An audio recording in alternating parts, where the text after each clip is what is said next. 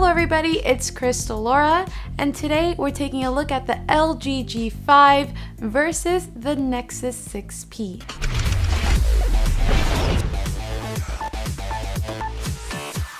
These days, we're seeing lots of smartphone companies ditching plastic and moving to an all-metal design. And this year, LG has done exactly that with their all-metal LG G5.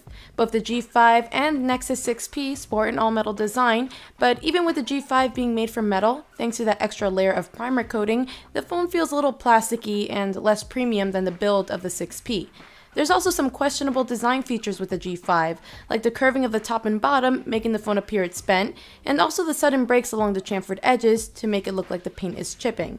When putting these phones side by side, the Nexus 6P certainly stands out in terms of design. One of the biggest differences when it comes to design is the size of these two phones. The Nexus 6P sports a 5.7-inch display, while the G5 is much smaller at 5.3, which makes the 6P a full 10mm taller and about 3mm wider. So yeah, the G5 is much easier to handle, slip into a pocket, and use one-handed. And another reason why the 6P is much taller than the G5 is the large bezels.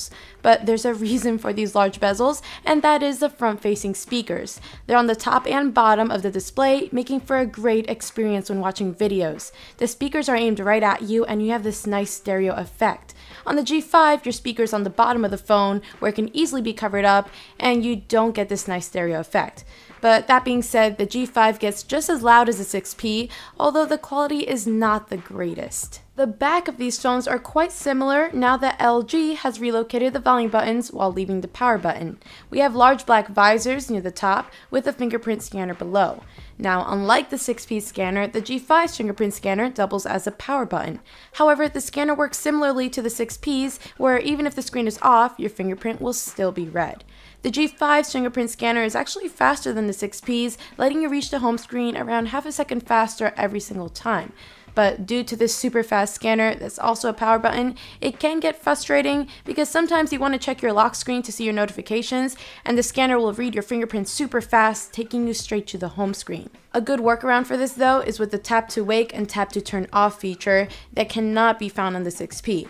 Some may think that the LG G5 isn't the prettiest of phones, and even though the Nexus 6P is a little odd looking itself with that large black visor, it's still the better looking of the phones in my opinion. However, the strange design choices of the G5 become more forgivable once you remember that this is a modular phone. Even with the G5 having an all-metal design, you can still take it apart in seconds to access things like the battery, which is a first for a smartphone. Simply push the button on the bottom left and pull the battery out. This allows for the swapping of batteries, so when your G5 dies, you can be back up and running within seconds. On the Nexus 6P, you'll have to be glued to a charger for a while. This creative feature isn't just for battery swapping though. It opens up a whole new line of accessories which LG calls friends, including a camera module that has physical controls and dials for zoom, and other features making it similar to a DSLR.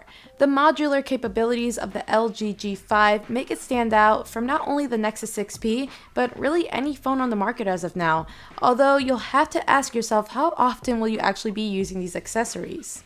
Like I said, the Nexus 6P is a much bigger phone, mostly due to that large 5.7-inch display. It's one of the best looking displays on the market right now, with this AMOLED technology and beautiful vibrant colors. Dark areas of images look very nice with the pixels turning off underneath, creating true blacks, which leads to apps that take advantage of this, like night clocks or battery-saving dark themes. It's also a Quad HD display, which makes images and text very sharp, and with a punch-up in colors, this definitely has the LG G5's display beat. But that's not saying that the G5's display isn't great though. It's also Quad HD, however it is smaller and it's not AMOLED, instead is an LCD IPS panel. Due to this smaller screen size, this Quad HD resolution does give more pixels per inch, but between the two phones you probably won't even notice. The color temperature is much cooler on the G5, but when comparing photos, the 6P definitely is the most preferable. Of course, with the G5 being about 6 months younger than the 6P, is going to have a much better spec sheet. This is one of the fastest phones out right now, on paper and even in real-world performance. We got the Snapdragon 820 versus the older 810, Adreno 530 over Adreno 430, and 4 gigs of RAM versus 3 gigs. The G5 always opens apps faster than the Nexus 6P. Sometimes it's a split-second difference, or sometimes even a full second. Geekbench gave the G5 a nice rating of 5,132, while the 6P only received 4,214. And Tutu's benchmark had an even bigger difference between the two, with 125,000 on the G5 and only 69,000 with the 6P. When loading graphic-intensive games like Asphalt 8, the G5 usually ends up loading the game a good 5 seconds before the 6P. Battery life on these phones is a much different story, however, with the Nexus 6P's battery being much bigger at 3,450 mAh over the G5's pretty tiny 2,800. In the time I had with these phones, using both pretty moderately, the G5 would usually die before the end of the day with a few hours to go, while the Nexus 6P usually had just enough juice to get me through the entire day. I was looking at about 3.5 hours of screen on time with the LG G5 and 4 to 4 hours and 15 minutes with the Nexus 6P. But like I said before, the G5's battery is capable of being removed and swapped with another fully charged one, which in some ways is better than the 6P. We do have USB Type-C charging ports on both phones, which is great because that means you'll have fast charging on both, fast data transfer speeds, and also the nice reversible USB Type-C cable. Unfortunately though, this will be the only way to charge both of these phones as wireless charging is unavailable in both. Like all LG G phones, you're going to have access to a microSD card slot, something that you don't have with the 6P. So you'll be good with getting a cheaper model of the G5 with low storage space and buy cheap microSD cards for storing pictures, songs, and movies, whereas with the 6P, you'll have to spend some extra money for that larger size model. Although both phones are running Android Marshmallow 6.0.1, their experiences are totally different. The 6P is running 100% stock Android, which is created and designed by Google. This is the experience Google intended Android to be, following material design guidelines and with the features they believe are worth having. And because of this, whenever Google releases a new version of Android, or even a small update, the 6P will be able to install that update immediately the day it comes out. LG G5 owners will have to wait a while until their phones receive this update because this version of Android Marshmallow has been heavily skinned with lots of features added. It behaves totally different, so it will take some more time for LG to update their skin. But that's not saying that LG's version of Android is worse than Google's stock version. It really all comes down to preference, and this year LG's skin is actually much more toned down and less cluttered. Overall, the software experience definitely feels much more complete with the 6P, which is going back to what I was saying with Google's attention to detail.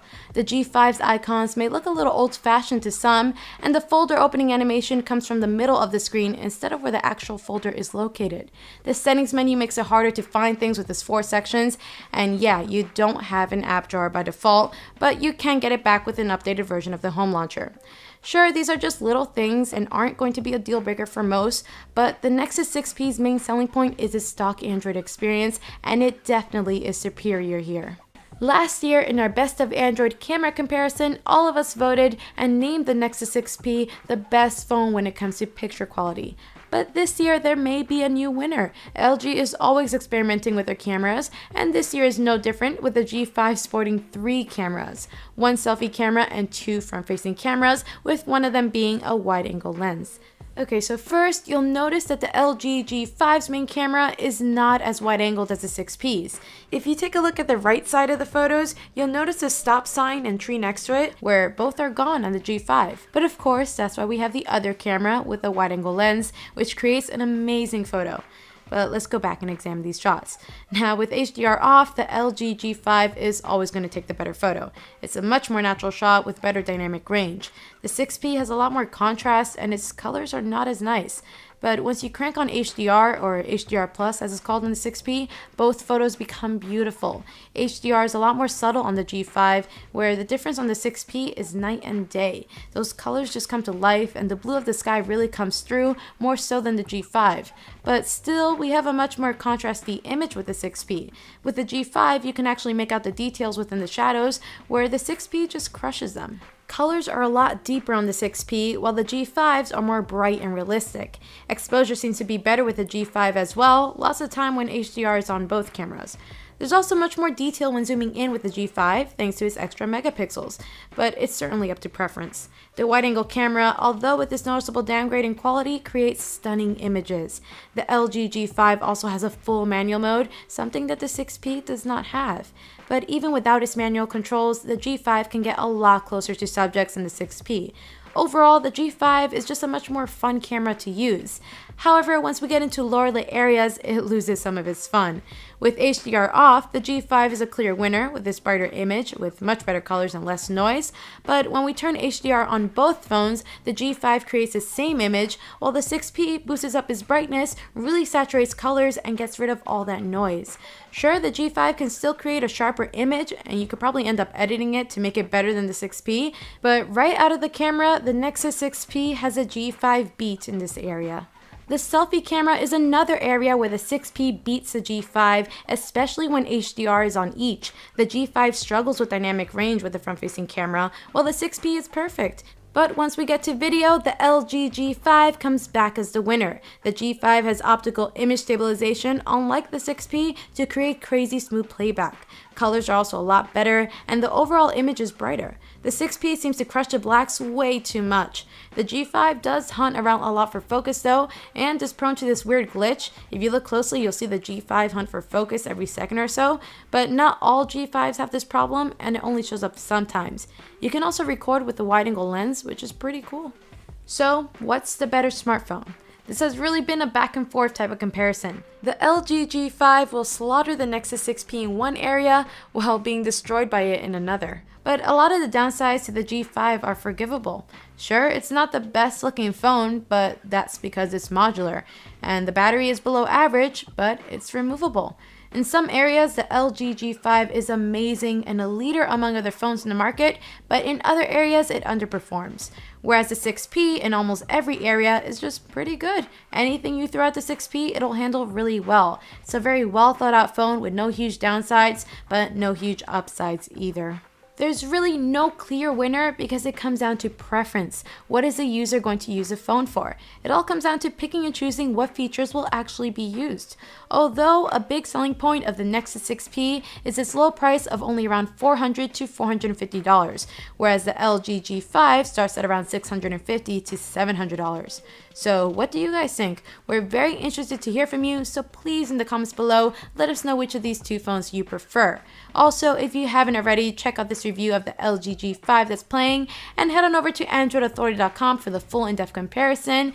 Thank you very much for watching. If you enjoyed this video, please leave a like because that really helps out, and subscribe because we are your source for all things Android.